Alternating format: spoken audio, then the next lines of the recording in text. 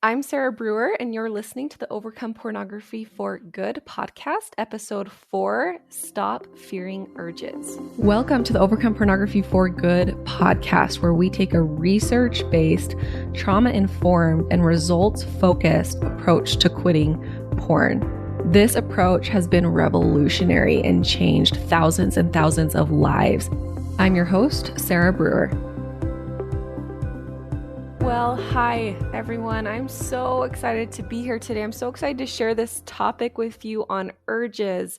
This is one of my most requested topics and one that is kind of the most mind-blowing. So I hope that you enjoy this episode today. What I want to start with, though, is just a big thank you. A big thank you to those of you who have gone and left a review for me on this podcast. When I started, I had a goal. I wanted to get 50 reviews, and that felt huge. And this morning, it's a Saturday morning, 5 days after I launched it, I have over 70 reviews, and I just am blown away. So thank you so much for doing that. When you leave a review, it really helps me out and helps get this message to as many people as possible. So thank you for doing that. I want to share with you one of the reviews that was left here on this podcast. It says, over the years, I have done a lot of reading and listening and consulting about overcoming pornography. So far, Sarah Brewer offers the most confidence-inspiring method. Listening to her break down this impossibly big problem into something completely manageable is empowering. I feel no sense of shame or disgust when Sarah is speaking. She is not afraid of the word pornography either, which is so important for recovery. This podcast is going to be an excellent resource for anyone wanting to learn more about overcoming pornography for good. So many are afraid this problem can be temporarily resolved only to show up again at the worst time. Sarah offers hope and tools to ensure you don't have to be afraid. She is taking fear and shame out of the picture. Highly recommended. Thank you. Thank you for leaving that review for me. If you are listening to this podcast, if you left this, thank you for doing that. And if you haven't yet, go and leave a review on the iTunes. It takes about 1 minute. All right, let's get into it today. And kind of on that note, I do want to go a little bit more into addressing fear, and specifically addressing fear around urges. Okay, the main goal, what I want you to understand from this is that urges are not scary. They are not something to be afraid of. And you'll see why in a minute. So really quickly, what is an urge? If you haven't followed me for a while, I use that word urge a lot. But what an urge is it's just another name for desire. Okay, so it's that feeling of desire. It's that feeling of being pulled towards something, of wanting something. It's an urge to go and get it. And many of you, when you think about pornography and your urges to view pornography, you're very afraid of these urges. And like I mentioned, what I want to show you today is that an urge isn't actually a problem, and it's nothing to be afraid of. And here's why. An urge is a feeling, which means that it's a vibration in your body. That's all an urge is. It's a vibration in your body. It's not a hole that you're going to get lost in. It's not a demon inside you that's making you do something. It's not dangerous. An urge is a vibration in your body, period. You'll have to forgive me. My voice is a little bit raspy this morning, and I think I'm getting a little bit sick, or it just might be because it's early and I haven't warmed up my voice enough. So I'll be stopping for some water as I'm talking. So an urge is just a vibration in your body. We're going to get into that and what that means specifically. But first, I want to just mention that there's a difference between urges and thoughts.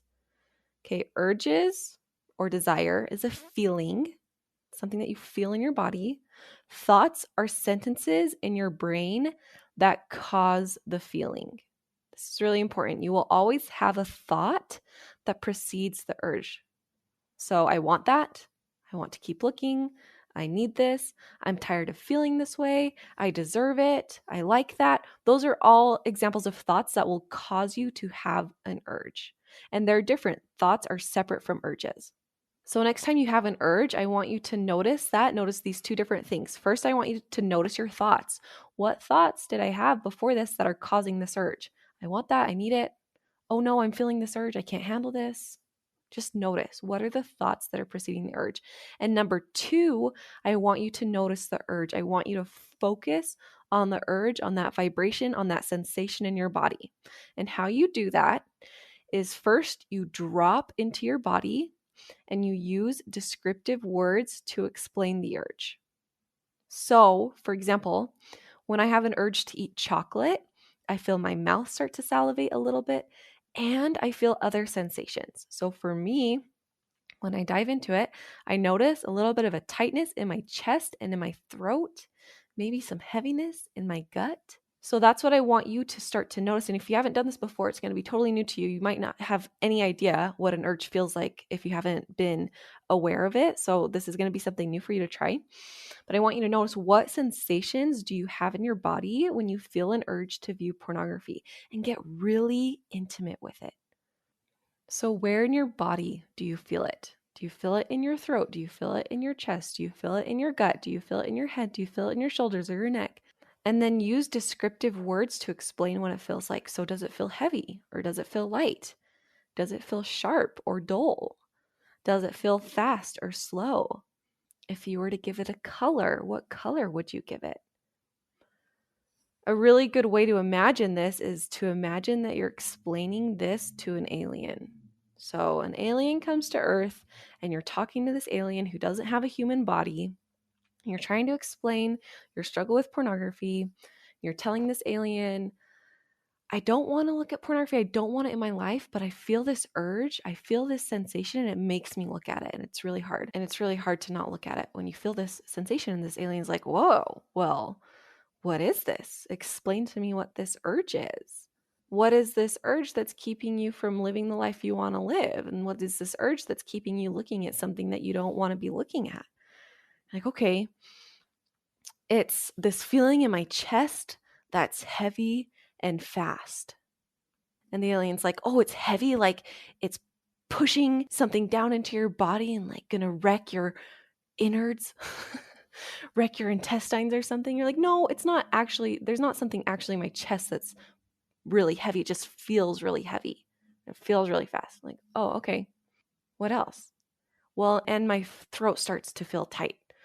And the alien's like, oh, your throat starts to feel tight? Like it starts to constrict unless you go look at pornography? And like, no, it's not going to constrict. It's not going to keep me from breathing. It just feels tight. Okay. What else? Why else is this such a big deal?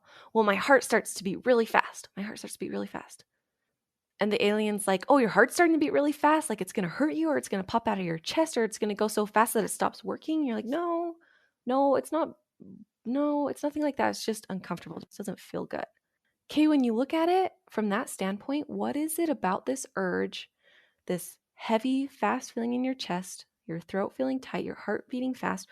Why can't we sit with a tight, heavy, fast feeling? Of course we can do that. Of course we can do that. It's a little bit uncomfortable, but it's not dangerous. And when you really get down to what an urge actually is, and when you really find that in your body, and you get out of the mind drama and you go deep into your body and you just see, okay, what is this urge? You recognize, oh, this just feels restless. This just feels heavy. This just feels tight.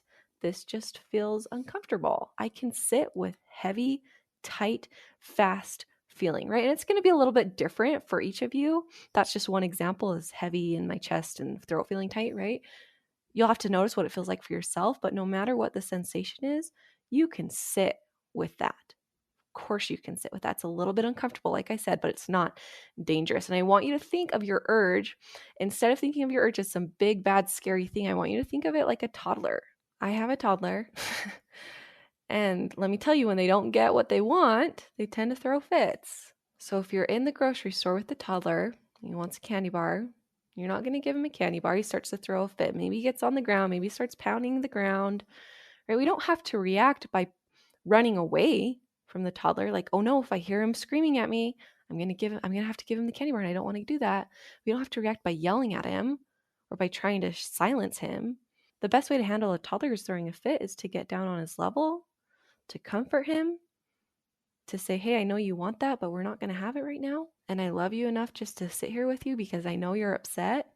Maybe pat him on the back. Right? That's exactly what your urge is. Your urge is throwing a fit. It's making you uncomfortable. Just like when a toddler is throwing a fit, it's uncomfortable for you. It's uncomfortable for the toddler. It's not that fun to sit with it. But you sit with it because you know if you give into it, if you give him the candy bar, he's going to start throwing fits more often. And you sit with it because you know that running away from it doesn't actually help. You sit with it because that's the way that you handle a toddler throwing a fit so that he doesn't throw a fit forever. It's the same with your urges. You don't have to run away from it. You don't have to push it away. You don't have to try to silence it. You can sit with it, be really compassionate with it. Like, hey, I know you want that. I know you want that, and we're not going to have it. And this is uncomfortable, and this doesn't feel good for either of us. But that's okay. I love you enough just to sit here with you. How different of an approach is that than so many of you, when you feel the urges, you think evil, terrible, bad. And I promise you, thinking evil, terrible, bad, horrible, that is going to make the urge stronger and it's going to give it more power over you. This urge is just a toddler who wants a candy bar and isn't getting it. And it feels uncomfortable and it feels like heavy, fast, tight, but we can sit with heavy, fast, tight. Okay. Another tip as you're doing this and as you're going through and practicing this is to use as neutral of language as possible. So if you find yourself explaining this urge like it's this dark cloud that's overtaking my body and I'm just grasping for pornography, or if you find yourself explaining it like it's this irresistible pull towards something, that's pretty dramatic, okay? You see how those descriptive words that you're using, irresistible, grasping, those feel really dramatic. And so what is it really? Let's get into what is it really? Get even more basic and more neutral. It's heavy, feels fast, it feels restless. Okay, the words that you use to describe your urge are important because using words like irresistible or grasping or more dramatic words are going to make it seem bigger than it actually is. And you will be amazed at yourself when you do this. Okay? You'll start to think, this is what has caused me so much pain. This sensation is what has kept me from living the life that I want to live. This urge, this is nothing. I can totally sit with this. And it's so simple. And it's not always easy, but it's very, very simple. You can totally sit with this.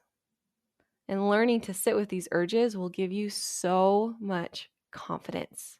And it will help you stop fearing the urges, learning to sit with this. And it takes practice. I want to make sure that I mention that. It takes practice. It's a new skill. Just like riding a snowboard, you're going to fall. You're not going to do it perfectly. And the more you practice, the better you're going to get.